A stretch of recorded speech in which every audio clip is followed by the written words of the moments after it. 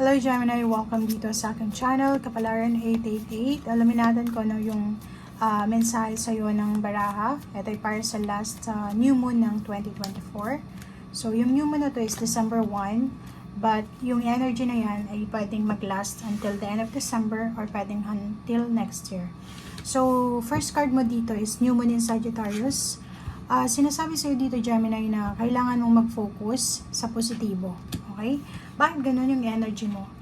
Siguro masyado ka sigurong negative, masyado kang nag-aalala, or siguro marami kang gusto, Gemini, na hindi nangyayari. Parang ganun. So, nakikita ko sa'yo dito na yung energy mo na to is parang marami kang hinihintay, maraming gusto kang mangyayari sa buhay, maraming plano, goals, pero yung nangyayari sa'yo is hindi yun yung gusto mo. Maraming nag-close na doors and windows sa buhay mo. Maraming opportunities na hindi natuloy, na delays, mga travel plans, movement, choices, decision making.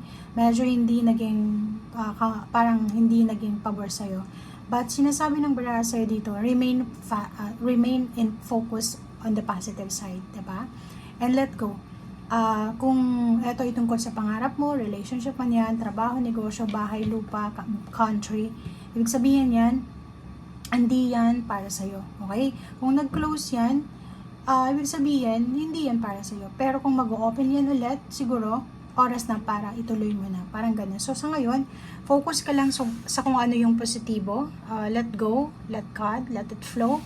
Huwag mong kontrolin yung sitwasyon kasi minsan yung nangyayari sa atin, disappointments natin is blessing pala siya. Blessing in disguise pala kaya hindi nangyari yung ganito ganyan. Blessing pala kaya hindi ka natuloy sa pangingibang bansa kasi hindi pala magiging maganda yung environment mo or yung trato sa iyo ng employer mo or mahirap pala yung bansang yun. So mahirap palang pakisamahan yung mga tao doon. So parang ganun lang. So anuhin mo lang yung positive. Kunin mo yung positive side. Nakikita ko siya dito na etong 2 cards na to, it's a confirmation ng first 2 cards din na sinasabi na kalmahin mo yung sarili mo. Okay, be calm, be strong, be brave. Kasi parang masyado kang nag-iisip eh. May mga Gemini ditong hindi makatulog sa gabi. Ang nakikita ko dito na Gemini na masyadong nasasaktan is siguro nag-a-apply ka ng gusto mong mag-migrate sa Amerika, Europa, Canada, New Zealand, Australia, or kung saan. Nakikita ko sa'yo dito, pagod na pagod ka sa pagpaprocess ng paperwork, government papers, mga visa, ganyan-ganyan. And then na-reject ka, parang ganyan. So, sinasabi ng baraha dito na yun. Yun yung example dito, Gemini. Hindi ko sinasabing yan yung mangyayari sa'yo. Sinasabi yan sa'yo na kalma lang. Okay, kumalma ka, mag-focus ka sa kung ano yung positive sa'yo ngayon. Isipin mo na siguro hindi pa to yung tamang oras. Okay?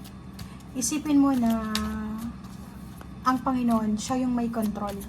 Kasi minsan kahit gustuhin natin, kahit na atat natin tayo mga ibang bansa, minsan nagkakaaberya talaga yan. Okay? Ten of Pentacles, nakikita ko siya dito, siguro isa sa mga pinoproblema mo is lump sum of money. Nakikita ko siya dito, pwedeng isa yan sa iniisip mo, kailangan mo ng malaking halagang pera, nagmamadali kang yumaman, nagmamadali kang makuha yan. So, siguro yan yung dahilan kung bakit hindi ka makapag-focus sa sarili mo or sa kung ano yung positive sa'yo kasi focus mo yung wala. Okay, but eto yung assurance sa'yo, diba? Sinasabi sa'yo na siguro sa ngayon, imposible na makuha mo yung gusto mo. But in the future, kasi itong Page of Wands is a card of future siya. Okay, prediction of the future. Sa future mo daw, sinasabi na mapupuntahan mo yung bansang gusto mong puntahan. Ma-accomplish mo yung lahat ng accomplishment or achievements na gusto mong ma-accomplish. Gusto mong magpatayo ng bahay, posibleng makuha mo siya. Gusto mong makapag-travel, pwede ka makapag-travel. Kung ano man tong completion na to, posibleng ibibigay yan sa'yo ng universe sa tamang panahon. Okay? So, Hierophant.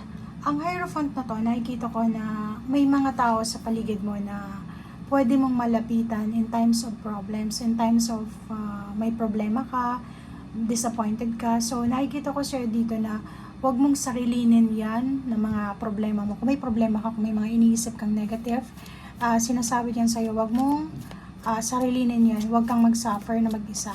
Okay? Milagro. Magician, everything happens for a reason. Okay? Sinasabi sa iyo ng magician na lahat ng nangyayari sa paligid mo, sa harap mo, sa iyo, sa likod mo, past, future, present situation, yan ay nakatadhana. It's a destiny. May rason kung bakit nangyayari yan.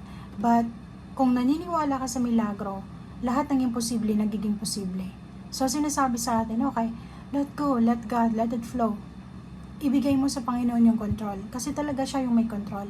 But, huwag mong aalisin sa buhay mo na may milagro, may Panginoon. Na siguro minsan tinitest lang tayo na tinitingnan ng Panginoon kung gaano tayo ka-eager, gaano tayo ka-responsable. Kasi minsan, di ba, masyado tayong entitled. Minsan, parang feeling natin, kasalanan ng Panginoon. So, dito sinasabi ng baraha na,